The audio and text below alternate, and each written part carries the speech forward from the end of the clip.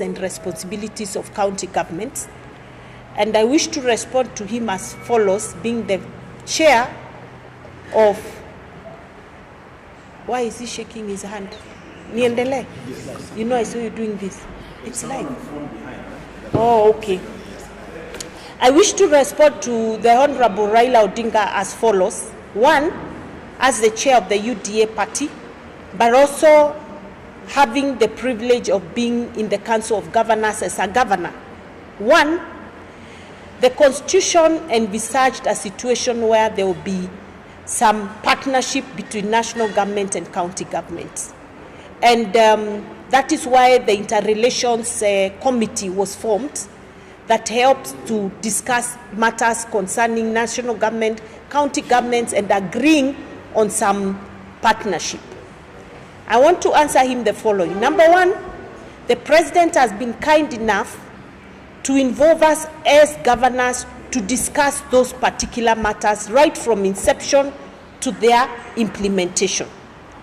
A good example is the county aggregation and industrial parks and the EPZs that are in some counties, and the KIPs are in all the 47 counties. Now, this is a pure partnership between the national government and the county governments. The county, in the case of the county industrial parks, the national government is giving 250 million. The county governments are giving 250 million. And so it's a partnership of 50-50, and all governors were too excited to move with it. In fact, I want to let him know that among the first governors to embrace that program were governors from his own political party. In particular, Governor Wanga, who wants to make sure she has a good fish industry in her county. Homa Bay.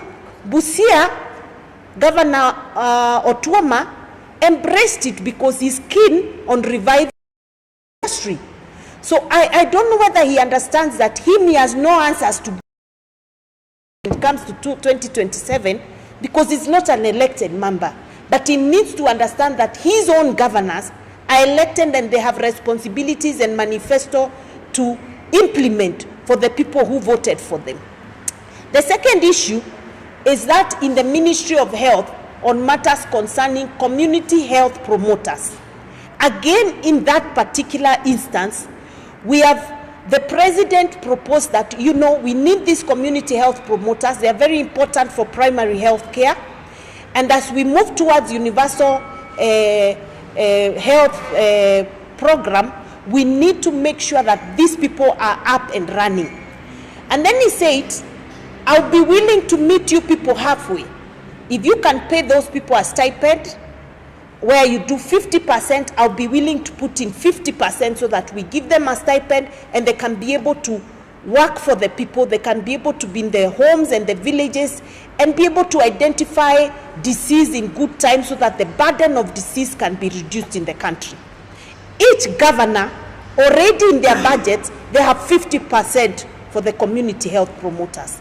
Let me come to the issue of fertilizer, which he seems very unhappy that the President has managed to hack. Because if you remember, during the campaigns, the President went around and promised farmers cheaper fertilizer. The truth is that the fertilizer was 7,000. At the time, Raila Odinga was in that government of the handshake. Immediately the President came in, the first thing he did was reduce the cost of fertilizer from 7 to 3,500. It's now come down to 3,500. 2,500. It's now at 2,500 Kenya shillings. He seems very unhappy that the President has achieved that very, very important role. And it's because we have told him, instead of us going to Mandamano, we bought our fertilizer cheaply, went to the farms, we grew our crops, we've had a bounty harvest. And now the price has gone further down to 2,500. The farmers are very happy. I think Raila Odinga is not in touch with the grassroots. We must feed Kenya, and Kenya can only be fed with real hard work in the farms and cheap farm inputs, one of them being fertilizer. And again, as governors, we have partnered with the national government. The national government is supplying the fertilizer to us.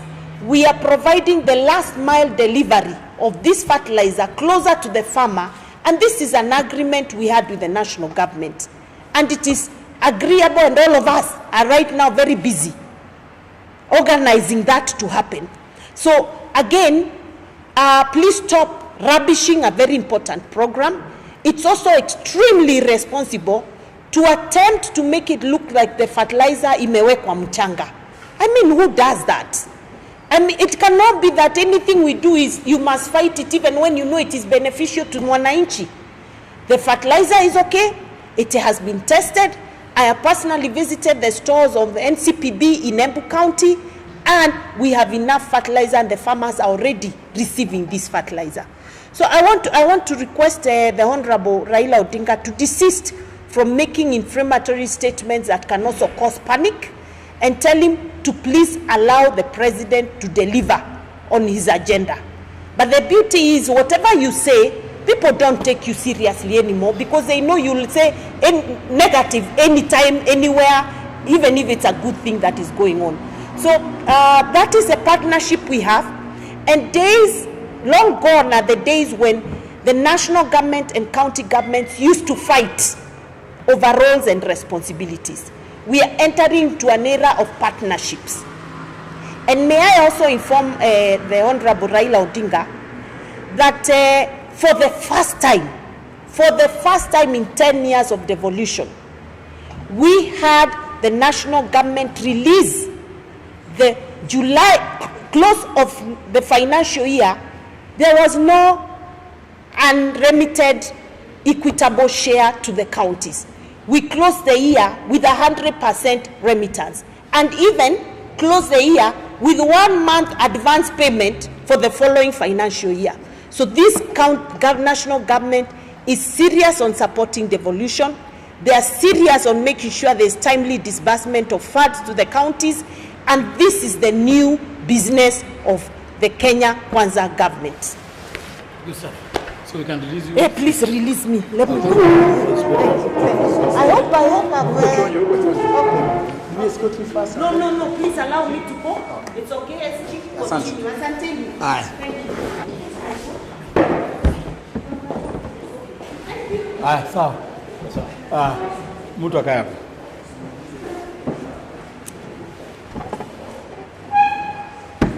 Bas, sasa tumebaki na Mswahili. Nikidhani mwenyekiti wetu amejitangaza vizuri na amepeana msimamo wa chama kuhusiana na zile matamshi ambazo mkubwa wa Azimio alitamka kule Kisii. Tungependa tu kuongezea kusema kwamba Rais William Samoei Ruto anatekeleza wadhifa wake na anafanya kazi yake akitimiza zile vipengele za katiba zetu na zile kanuni ambazo zimewekwa. Kwanza tungependa kusema kwamba yeye ametekeleza wadhifa ambazo ziko katika Intergovernmental Act ambazo zinamruhusu yeye kama rais kushirikiana na serikali za jimbo kuhakikisha kwamba hizo serikali mbili, serikali ya kitaifa na serikali za jimbo, zimefanya kazi pamoja. So rais hako within the limits of the Intergovernmental Act kushirikiana na county governments. Najua Raila Odinga amekasirika sana kwa sababu sasa yeye amezoea kama mkubwa wa Azimio kutembea kwa county za Azimio na kuokota fedha kutoka kwa governors wa county za Azimio. Tungependa kuambia Raila, hizo siku zimeisha. Rais wa Jamhuri ya Kenya ameweza peana pesa za county on time. Tangu tuanze ugatuzi, miaka 10 za ugatuzi, hii ndio mwaka wa kwanza serikali zetu za ugatuzi zote zimepata pesa on time. CDF zote zimepata pesa on time. Jambo la pili, juzi tumeona miezi 2-3 zilizopita Raila akipigana, akienda kwenye streets akisema kwamba serikali ifanye jambo kupunguza bei ya vyakula hapa Kenya. Serikali yetu ikiongozwa na rais wa Jamhuri ya Kenya walipunguza bei ya fertilizer kutoka 6,500 mpaka 2,500. Hii ni ishara kwamba serikali inajicommit kupunguza bei ya vyakula. Lakini Raila tena tukianza kupunguza bei ya vyakula tena unaanza fujo. Tungependa kukuambia tafadhali Raila, wacha serikali ya William Samoei Ruto ifanye kazi yake, ipunguze bei ya fertilizer. Na ukisema kwamba fertilizer yetu iko na mchanga ndani, that is a very insensitive statement, kwa sababu unajua vizuri sana fertilizer hiyo imetumika na imepimwa na matokeo imeanza kuonekana. Ukienda Bondo, mahindi ya Bondo sasa hivi imetokea na mavuno mazuri sana kule Bondo. Ukienda Siaya, ukienda Kakamega, ukienda Wajia, kila mahali ambapo hiyo mbolea imetumika tumepata mavuno mazuri. So mimi ningependa kuhimiza wananchi wa Kenya wapuuze mbali yale matamshi kiongozi wa Azimio alipeana jana kule Kisii, waendelee kununua fertilizer ile ambayo iko subsidized at 2,500. Wakulima wote haswa zile counties ambazo zina experience short rains ziende katika the nearest NCPB wanunue mbolea 2,500, na tunashirikiana na magovernors wote kuhakikisha kwamba NCPB imefungua stores zake karibu na wakulima. Ile last mile delivery we must achieve as government. So niko hapa na vice chair pia yeye aseme jambo juu ya ili Nifikiria wewe na umefunga bao. Sioni pia na Secretary General wamefunga bao. La mwisho ni commend the President for his extraordinary partnership na county governments. I think nothing katika the spirit of cooperation between national and county government stops the President from working with governors across the political divide. It is very evident that our President has decided to have various programs of partnership, which the Chair has alluded to, on various areas of mutual cooperation, which through conditional grants, the national government has decided to subsidize part of these programs.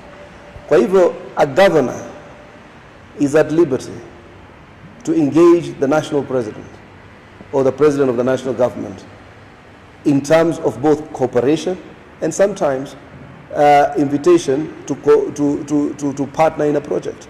For Raila Odinga to constantly cast aspersions and try to manage and postpone on various political collaborative strategies by this government is unfortunately uncalled for. And hiyo matters ya fertilizer kutiwa mchanga, that is an absolute joke, and I think it should be treated with the contempt that it deserves. Sisi tumeshukuru sana na tutaendelea na ule ushirikiano. Hata huyu ndugu yetu SG utamwona akienda huko kutoa mbolea, akaenda huko kusaidiana na baadhi ya counties katika kuleta uwiano na katika kuleta joint strategies. You know, the irony is on one side Raila is asking us to dialogue. So hata mimi niweka kwa hiyo kamati ya dialogue. On the other side is punishing his errand members. He is having issues with the president dialoguing with national county governments. He's having issues of collaboration. So what dialogue are you asking for? Is it just a dialogue for you to want to highlight various issues that you think will push your election narrative? Or these are the kind of contradictions that we see, and I think that's why the SG today has asked us to come here and totally speak against these contradictions. If it is dialogue, let the president dialogue both in terms of the governance framework and in terms of partnership for development. Kwa hayo mengi mimi nashukuru sana. Tunaomba tudani. Na hiyo video